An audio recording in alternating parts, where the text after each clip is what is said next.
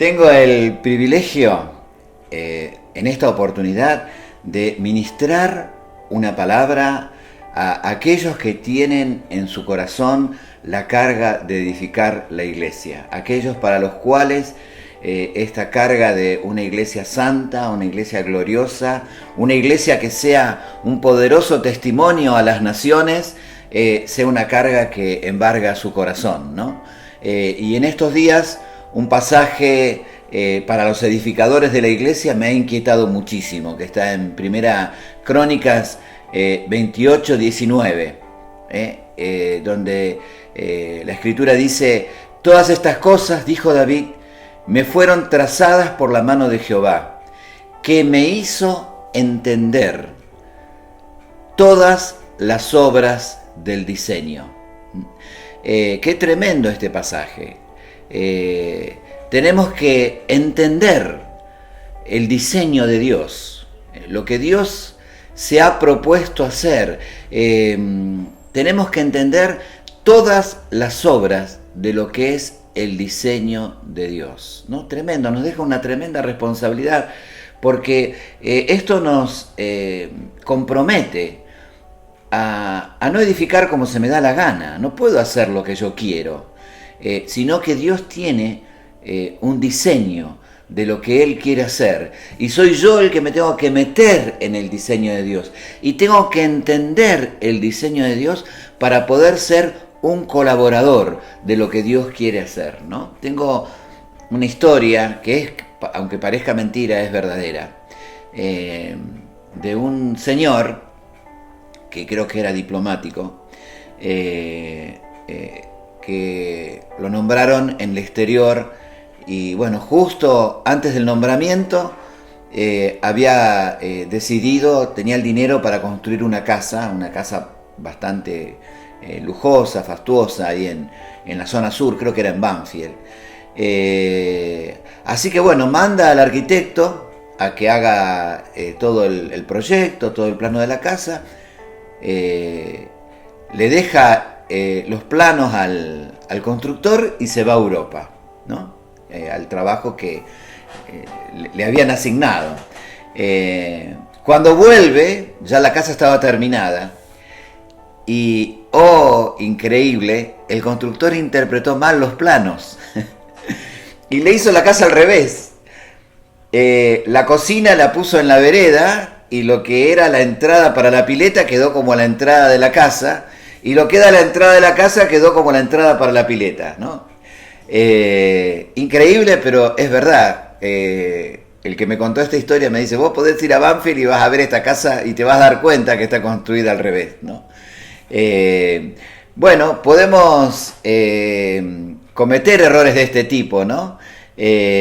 Cuando queremos hacer las cosas sin entendimiento, sin comprensión de aquel que diseñó todas las cosas. Por eso a veces tenemos buenas intenciones en esto de hacer la obra para Dios, pero edificamos erróneamente sin comprender el diseño de Dios, ¿no? Y cuando no comprendemos este diseño, el peor de los casos es que en vez de colaborar, terminamos entorpeciendo, ¿no? Como dice Lucas 11, 23, como dice Lucas 11, 23, el que no es conmigo, contra mí es. Y el que no es conmigo, no recoge, sino desparrama. Eso es una palabra que a mí me ha inquietado mucho, ¿no? ¿Qué estoy haciendo? ¿Estoy recogiendo o estoy desparramando? ¿Estoy colaborando o estoy entorpeciendo la obra de Dios, ¿no? Así que bueno, necesitamos entender el diseño de Dios. Y acá tenemos también otra dificultad que se nos presenta. En el Antiguo Testamento, el diseño del templo era muy definido. En el diseño del tabernáculo y en el diseño del templo, en las escrituras, está todo perfectamente detallado. Los muebles, las vestiduras del sacerdote, los sacrificios, las fiestas, todo perfectamente definido. Ahí en Éxodo 25:9 dice: conforme a esto que te estoy mostrando, el diseño del tabernáculo y el diseño de todos los utensilios, así quiero que hagas las cosas. Estaba todo perfectamente detallado, ¿no? Ahora nosotros en el Nuevo Testamento no tenemos los detalles de lo que Dios quiere hacer. No tenemos los detalles de cómo tienen que hacer las reuniones, de cómo tienen que hacerlo con claridad, cómo se tienen que vestir los pastores, digamos. No está todo perfectamente detallado. En el Nuevo Testamento el diseño tiene que ver con los principios que sacamos de este diseño del Antiguo Testamento y de los principios renovados que el Espíritu Santo produce luego del nuevo pacto. Así que nuestra responsabilidad es descubrir esos principios siguiendo la misma intención de Dios. Dios tiene un diseño, pero ahora necesitamos extraer principios que nos ayuden a edificar correctamente la casa de Dios conforme al diseño de Dios. Hebreos 8, del 5 al 6, nos habla un poco de esto y dice, como se le advirtió a Moisés cuando iba a erigir el tabernáculo, al que se le dice, mira, haz todas las cosas conforme al modelo que se te ha mostrado en el monte, pero ahora, tanto mejor ministerio es el de Cristo, cuando es mediador de un mejor pacto establecido sobre mejores promesas. Así que nosotros estamos trabajando, superando ese modelo, implementando ese modelo, sabiendo que ahora estamos fundados en mejores promesas. Abraham esperaba la ciudad que tiene cimientos, cuyo arquitecto y constructor es Dios. Tremendo, ¿no? Nosotros estamos trabajando por esa ciudad que descenderá en el fin de los tiempos. Pero mirá vos qué interesante, nosotros trabajamos porque esa ciudad va a descender ya completa, ya trabajada, ya terminada. Mirá lo tremendo de esta revelación. Nosotros estamos trabajando en la tierra, pero estamos construyendo tesoros en el cielo. Nosotros estamos trabajando en la tierra conforme a los principios que Dios nos establece. Y Dios va edificando esa nueva Jerusalén que va a descender completa y perfecta en el final de los tiempos. Bueno, aprovecho para decirles que en la medida que están siguiendo esta predicación en vivo o por YouTube, estamos regalando un ebook con esta predicación un poco extendida. Así que ahí en YouTube tenés un link al Drive donde vos podés bajar ese ebook y podés ir siguiendo esta predicación con mucho más contenido del que alcanzo a decir en este momento. Así que bueno, estamos edificando esta nueva Jerusalén, estamos trabajando en la tierra y necesitamos descubrir cuáles son estos principios fundamentales para edificar la casa de Dios. Y el primer principio que necesitamos destacar es que lo que estamos edificando es un templo santo. Estamos edificando el principio de la santidad en lo que estamos haciendo. Ese templo que hoy estamos edificando está compuesta por piedras vivas, como dice 1 Pedro 2:5. Esas primeras piedras, esas piedras vivas somos vos y yo y todos los hermanos que estamos edificando la casa de Dios, los cuales somos piedras vivas porque estamos en una constante transformación hacia la santidad, una constante transformación hacia la semejanza de Cristo. Y por eso necesitamos trabajar con mi santidad, necesitamos trabajar con la santidad de mis hermanos para que podamos edificar este templo santo que Dios quiere edificar con esta característica fundamental, la santidad, que solamente brota de nuestra comunión con Dios, que solamente brota de dejar al Espíritu de santidad que nos vaya transformando a la imagen de Cristo. Esta santidad de la que estamos hablando no tiene que ver con lo que hacemos o con lo que dejamos de hacer, no tiene que ver con lo que vestimos necesariamente o lo que hablamos, lo cual es una consecuencia de nuestra santidad. Nuestra santidad está determinada por nuestra semejanza a Jesús. Lo que determina tu santidad y mi santidad es si hoy somos más parecidos a Jesús que ayer, si estamos en ese proceso de transformación. Y en ese proceso de esa transformación vamos a hablar verdad, vamos a vivir en la verdad y vamos a manifestar esa santidad que es tan importante, que sea visible para esta sociedad donde podamos mostrar que somos diferentes.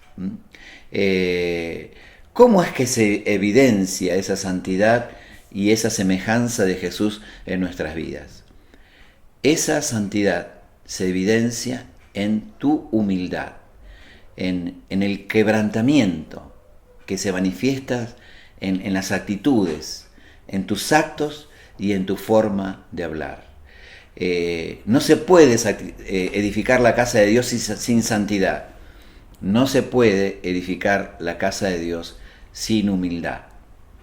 Por eso tus actos, tus palabras, tus actitudes hacen visible esa santidad que está enraizada en tu comunión con Dios, pero que se tiene que manifestar, se tiene que hacer visible. Los demás te tienen que ver diferente. Tiene que evidenciarse esa humildad. Por eso tiene que haber una clara definición en tu corazón. Tengo que mostrar esa santidad que brota de mi comunión con el Señor. ¿Y cómo la manifestamos? Con nuestras palabras, con nuestras actitudes, con nuestros actos. Nuestras palabras deliberadamente tienen que estar llenas de humildad. Tiene que haber una decisión en nuestro corazón de que esa humildad tiene que ser visible para los demás, que el otro pueda bajar sus defensas, que no sea algo que estoy amenazando al otro, ¿no? Con mi soberbia, con mi persona, sino que el otro pueda ver una forma blanda de relacionarse conmigo porque hay humildad, no se siente intimidado, se siente cómodo, se siente que estoy a favor, queda claramente definido que no me quiero imponer sobre su vida, sino que estoy acá para servirle, para amarle, ¿no? El mundo necesita estos corazones quebrantados en las relaciones. El mundo necesita ver esa humildad porque hay mucha soberbia, hay mucha manipulación en las relaciones, mucho querer imponerse unos sobre otros, y el mundo necesita ver esta humildad funcionando en la iglesia.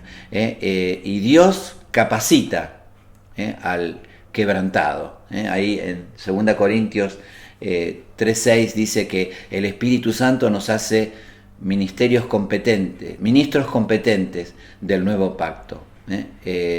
Así que bueno, ese es el primer principio. El segundo principio que necesitamos desarrollar para edificar la casa de Dios es el relacionamiento. La característica del Nuevo Testamento son las relaciones.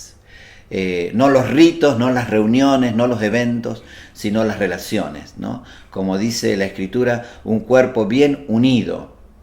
Y acá lo relacionamos con el principio anterior. Solo aquel que tiene un espíritu humilde y un corazón quebrantado puede relacionarse adecuadamente, ¿no? Y en esto del relacionamiento, un paréntesis importante es esta pandemia, ¿no? Porque esta pandemia nos ha afectado mucho en el relacionamiento. Nos hemos acostumbrado tanto a lo virtual que que hemos descuidado un poco el relacionamiento. Una realidad es que los pastores estamos insistiendo en la presencialidad y cómo cuesta la presencialidad, cómo cuesta volver a reencontrarnos, ¿no? Una característica de esta pandemia es que nos terminamos relacionando con un grupo muy pequeño de personas. Las personas más parecidas a nosotros, las personas con las cuales nos sentimos más cómodos. Y esto, bueno, es lo natural, es lo que nos queda más a mano, pero la iglesia no es eso. La iglesia no es que yo me relaciono con los que me queda cómodo. La iglesia es la diversidad, es relacionarme con el diferente. Y ahí nos terminamos empobreciendo y terminamos dejando de ser iglesia por relacionarnos con las personas que elegimos, con las personas que preferimos. La familia y la iglesia no se elige, es lo que nos toca. Podés elegir dentro de la familia y dentro de la iglesia algunas personas con las cuales vos te sentís cómodo y con las cuales te podés explayar, pero eso no es iglesia. Iglesia es todo, el que te queda cómodo y el que no te queda cómodo. Es más, crecemos más, maduramos más cuando aprendemos a relacionarnos con el que es diferente. Para muchos la pandemia ha tenido también su lado positivo, ha ayudado a la virtualidad, ha ayudado a veces a despertarnos del letargo espiritual, de ese movimiento tan acelerado que teníamos, que dejábamos a la iglesia en segundo lado, esa velocidad de vida, de estar tan comprometido. Bueno, la pandemia puso pausa y nos permitió reverdecer espiritualmente, pero ahora nos toca un poquitito trabajar para edificar la iglesia a través de las relaciones, ¿no? Y eso implica una acción deliberada de intimar con otros, de ponerme de acuerdo con otros. En esta sociedad, así que decíamos, tan acelerada, tan productivista, tan consumista, nos cuesta detenernos, nos cuesta parar para tener relaciones que no son productivas. Relacionarme con una persona distinta, nueva, interactuar con alguien que no conozco, es contrario a esta sociedad productivista que hace que yo me relacione con el que me conviene, ¿no? Pero bueno, ser iglesia es detenernos, es pararnos, es relacionarme con el que no conozco, relacionarme con el que es difícil de relacionar, ¿no? Y como decimos, bueno, esto es una acción deliberada, ¿no? Una acción decidida. Por eso tengo que relacionarme en dos direcciones. Necesito trabajar para relacionarme con mis pares, para construir amistad, y también necesitamos relacionarnos con hermanos más cercanos, en los cuales podamos intimar más profundamente, ¿no? Ponernos de acuerdo es la idea que transmite ahí en Mateo 18, 19 al 20, cuando habla de que dos se ponen de acuerdo en la tierra, porque donde dos o tres están congregados, allí estoy yo en medio de ellos. Esa palabra congregados es muy interesante porque quiere decir, en el griego es sun agó. Sun quiere decir juntos y agó quiere decir liderar, conducir. No es un estar congregados para nada, es un estar congregados para ponernos de acuerdo en algo importante. Por eso tenemos que crear vínculos, ¿no? Y es una acción de... la Biblia habla de coyunturas. Una coyuntura es una rodilla, un codo que une diferentes miembros, ¿no?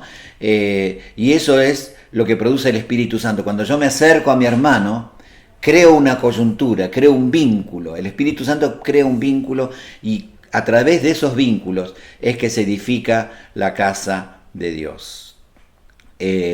Por eso tengo que, ahí en Efesios 4, ¿no? Del 15 al 16 habla de estas coyunturas que se ayudan mutuamente, según la actividad propia de cada cuerpo. Por eso necesito reconocer la importancia de mi aporte al otro.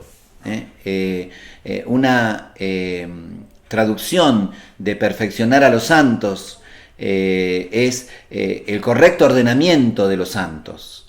Por eso lo que tenemos que encontrar es nuestro lugar en el cuerpo, que ordenar a los santos para que cada uno pueda fluir conforme a su máximo potencial. Por eso necesitamos trabajar en este relacionamiento deliberado, buscar esas coyunturas, esas relaciones, de manera de que yo pueda fluir con mi propia actividad, con mi propio valor, con el propio aporte que Dios me diseñó para edificar el cuerpo, ¿no? No hay nadie inútil en la casa de Dios. Todo miembro tiene algo para aportar.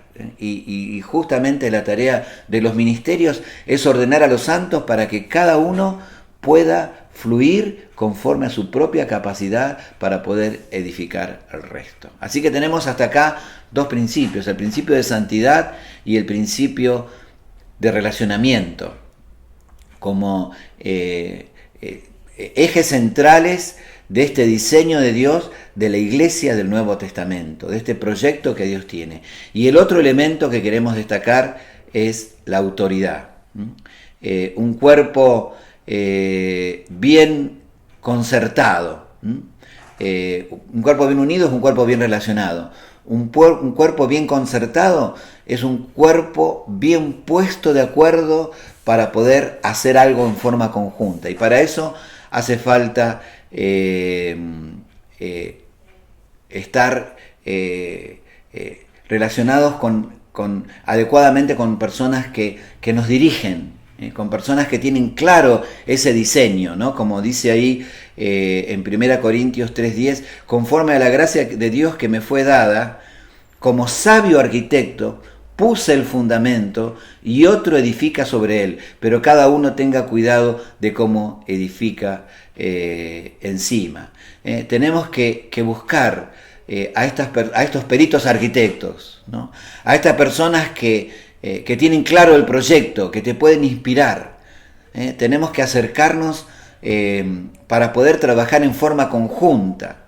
Por eso necesito acercarme a personas que me inspiran, a personas en las cuales reconozco una gracia, reconozco una revelación. Y también esto es una acción deliberada. Tengo que reconocer personas en las cuales el Espíritu de Dios está obrando hoy con revelación, con gracia, y tengo que acercarme para poder coordinar, para poder concertarme, para poder trabajar juntos, para poder abrir mi corazón y que me conozcan. ¿Hace cuánto tiempo no abrís tu corazón a una persona crecida espiritualmente en la cual confías en sus consejos? Tenemos que buscar personas que se alegren con mi crecimiento, personas que puedan reconocer mi valor. Tengo que percibir esas personas en las cuales puedo confiar. Alguien que no solamente tenga celo por la obra, sino que también se identifique conmigo, y que pueda comprender mi propio valor para poder trabajar en forma conjunta. Hay personas que Dios les encomienda en forma especial. Hay personas en las cuales Dios está trabajando en forma especial y Dios les encomienda una tarea especial. Y a esas personas en las cuales se les está encomendando una tarea especial, Dios también les va a demandar, como dice en Hebreos 13, ¿no? Cuando habla de los pastores, porque cada vez que Dios confiere una misión, confiere una autoridad y confiere también una responsabilidad, ¿no? Así que Dios elige personas para darles una tarea, una claridad, una tarea especial, una tarea de gobierno para poder inspirar, para poder alentar a otros. Y a esas personas a las cuales se les confía esa gracia para poder inspirar a otros, también se les requiere una responsabilidad. Van a tener que dar cuenta acerca de esa gracia que les fue conferida, ¿no? Como dice en Hebreos 13, dice, acordaos de vuestros pastores, en el versículo 7, que os hablaron la palabra de Dios. Dice, considerad cuál haya sido el resultado de su conducta e imitad su fe. Qué interesante, ¿no? Habla de buscar estas personas que tienen gracia. Evalúa su conducta, fíjate el fruto que están produciendo, imitad su fe. Y dice más adelante, obedeced a vuestros pastores y sujetaos a ellos. Primero dice que te acuerdes de los pastores, que imite su fe, y después dice, obedeced a vuestros pastores y sujetaos a ellos, porque ellos velan por vuestras armas, como quienes han de dar cuenta, para que lo hagan con alegría y no quejándose, porque esto no es provechoso, ¿no? Qué pasaje con tanta riqueza. Acá nos habla de la importancia de obedecer, de sujetarnos a ellos, porque ellos van a dar cuenta algún día. Y acá necesitamos entender un poquitito estas palabras, obedecer y sujetarse, ¿no? La palabra obedecer está relacionada con el consultar, el buscar consejo. Ahí en el ebook lo van a ver un poquito más desarrollado. Es una palabra griega que es peito, y tiene que ver no con una obediencia ciega, sino tiene que ver con confiar, con establecer una confianza, por dejarnos motivar. Vos fíjate que esto es lo que tiene que ver con la obra que estamos haciendo. La tarea de los pastores es una tarea de motivación.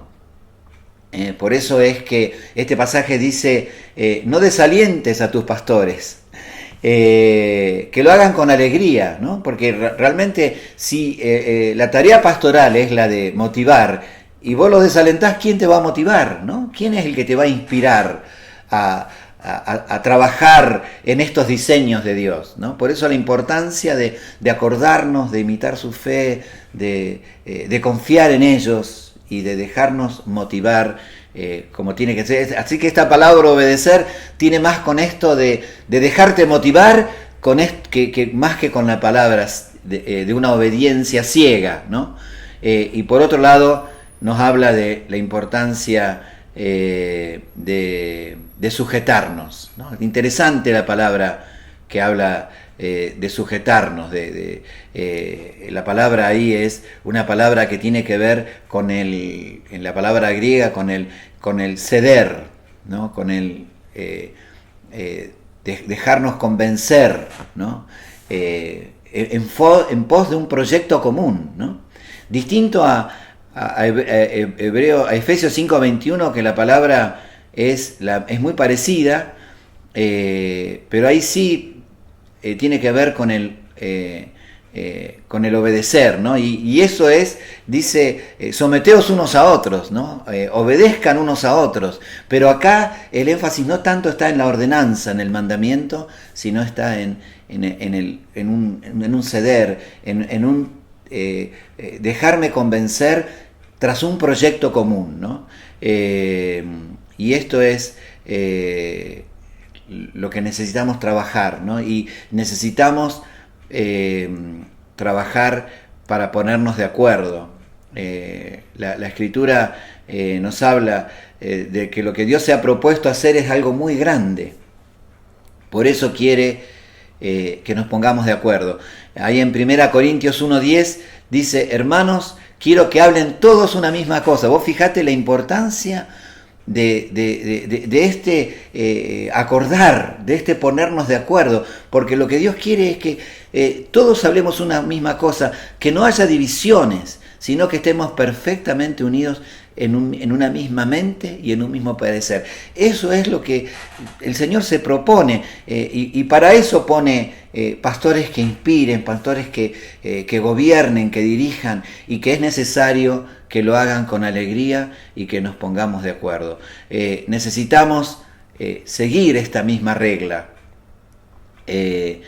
Necesitamos, y esto requiere enseñanza, requiere ministración del Espíritu por parte de aquellos que están asumiendo esta responsabilidad.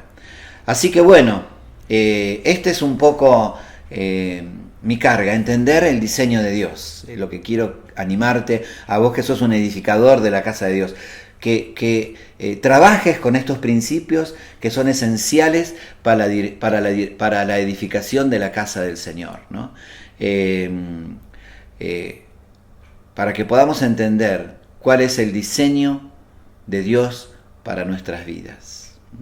Es interesante, con esto termino, ahí en Mateo 25, 21, que el galardón, las recompensas celestiales, no están basadas en el tipo de servicio que vos haces, sino en la fidelidad, en el desarrollo de nuestros talentos y en el cumplimiento de nuestra función ministerial. Ahí en Mateo 25, 21 dice: bien, buen siervo y fiel, sobre poco has sido fiel, sobre mucho te pondré. Entra en el gozo del Señor. La recompensa es por ser fiel en lo poco, no importa cuál es el ministerio. No es que el ministerio más visible va a tener mayor recompensa.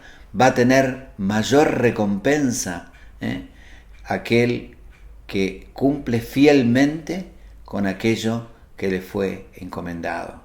Así que desarrolla tu talento, desarrolla tu potencial, relacionarte para que todo eso que Dios depositó en vos pueda fluir hacia los demás, y vos puedas recibir de lo que otros, de lo que Dios diseñó para que otros alimenten tu vida.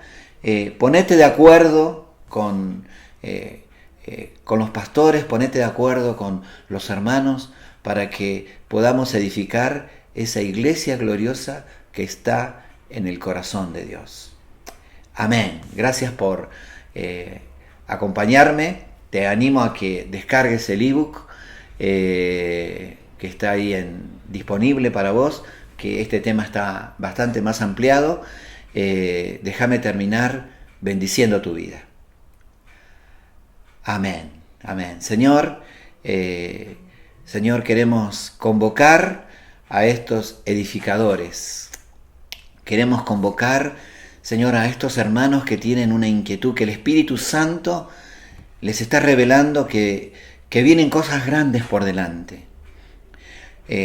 Cada vez que intimamos con vos, vos nos ministrás proféticamente que hay cosas grandes por venir, hay un avivamiento grande por venir en la ciudad de Buenos Aires, en nuestra congregación, pero hace falta que se levanten estos edificadores, que edifiquen con entendimiento, conforme a los principios que Dios ha diseñado, para que podamos ver ese fruto que todos estamos anhelando, esa iglesia victoriosa, esa iglesia hermosa que todos estamos anhelando y que está en el corazón de Dios establecer en medio nuestro.